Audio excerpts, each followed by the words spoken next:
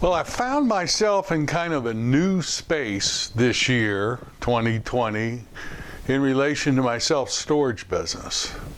What I realized is I've lost some of the passion for my business. Have you ever lost passion for something that you were passionate or are passionate about? Well, let's talk about that. My name's Mark Helm. I'm the author of Creating Wealth Through Self-Storage, and I'm the creator of the Self-Storage Quick Start Academy. And what I do is I support the small investor who wants to get in the self-storage business or who wants to grow their self-storage business, strategically do so in a way that creates true wealth and a fulfilling career. You can find out more about how I can support you at creatingwealththroughselfstorage.com. Now, if I'm in that business and I realize I've lost some of my passion about my self-storage business, that's not a good place necessarily to be. But yet, that's where I found myself. So at first I thought, well, maybe it's COVID. Maybe it's because I'm at home so much more. And maybe it's because I'm having to do a lot of this work without being around people and doing it virtually. But that wasn't it. That isn't it. So I recently have reached some huge milestones in my self-storage business, and we've sold a lot of our self-storage off. I'd set goals, we hit the goals, but we sold a lot of the self-storage. Maybe that's the source of my loss of passion, like I'm not in it as deep as I was before. And we've made some money. But that isn't it either. That's not the loss of passion.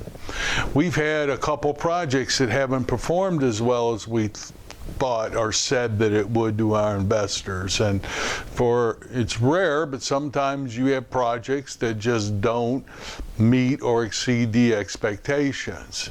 Maybe that's the source of my loss of passion. But if I'm straight, that's not it either. Maybe it's a combination of all of them. Maybe it's my age. Maybe just as you get older, you lose passion. But that's not it either. Have you ever lost passion for a business or something that was driving you for so many years? Well, the good news is, once I realized it, I know what to do. I've got training on what to do. And I've helped a lot of people who've lost their passion over the years. So I know the action steps to begin to take. Here, at the end of the day, you can come up with all the reasons and justifications you want, but at the end of the day, the reason I lost passion, the reason you lose passion, is because we don't have a compelling future pulling us, calling us forward. When you've got a future you're living into that's so compelling you can't wait to get up every day and move towards it, or literally have that future pull you towards it, that's the source of the loss of passion. So do you have a compelling future around your self-storage business calling you forward? Would you like one? So if you're interested in learning at least the steps I take to create a compelling future, here they are. There's 3 steps. Now, step 1 might sound simple, but it's not. It's critical. And step 1 is create personal energy. So here's the thing. To live into a compelling future, to create a future so compelling that it's pulling you forward, it's going to require a lot of energy on your part. It's just physics. Without a lot of energy, you will not be able to do and move towards and live into any future that's that compelling that you create for yourself. So I realized I've been at home all year, my gym's closed, exercise. So I made a commitment that I'm going to do more exercise. I've got a plan, regular yoga, Even golfing, I can walk and carry my bag instead of taking a cart all the time.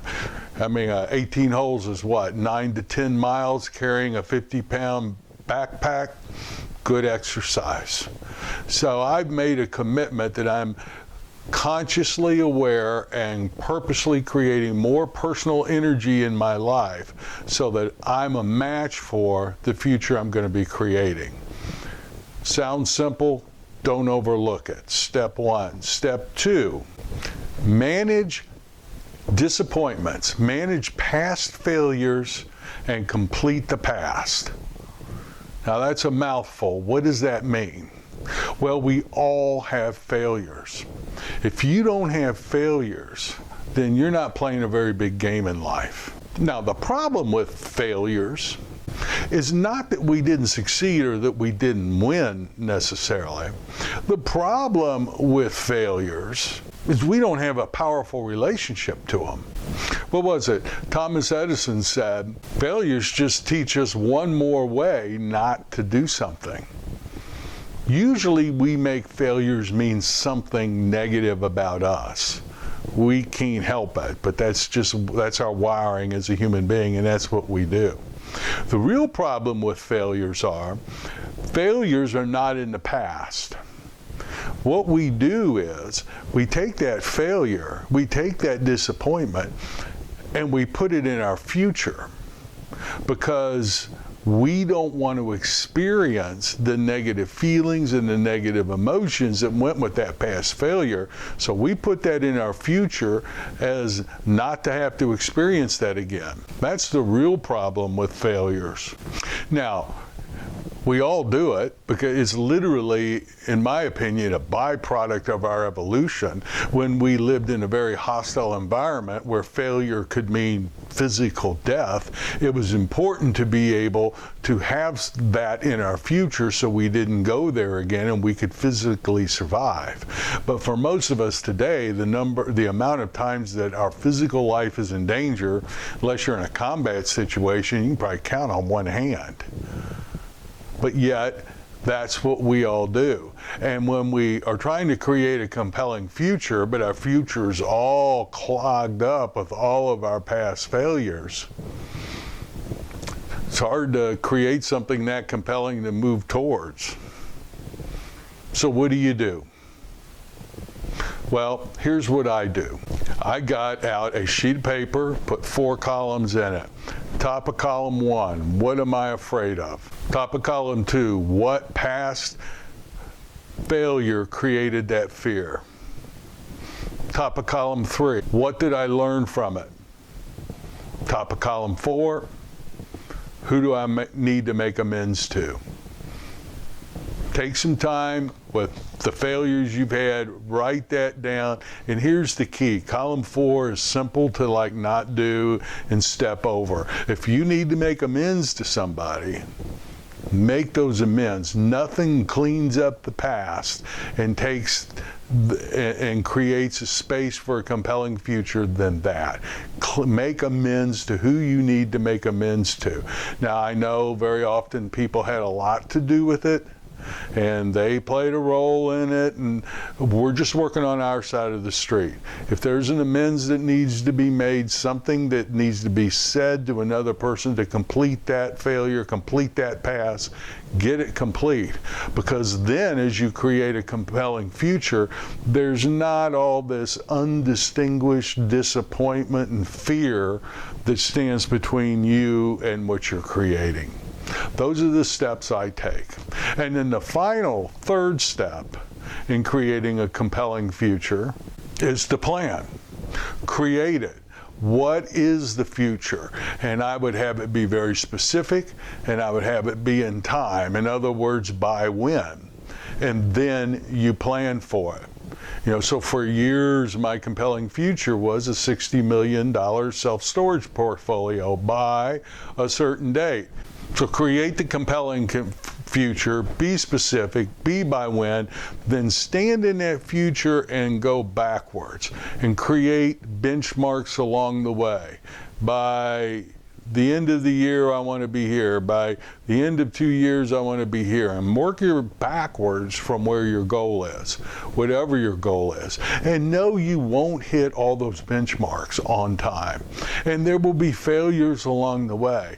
That's how we learn. We have a failure, we learn from it, we pivot, we grow, we take and we complete it and move on. I realized I'd lost some of my passion for the self-storage business. So we're creating, personally and as a team, a new, compelling future in our self-storage business. So when we wake up each morning, that's the future that we're living into in our business.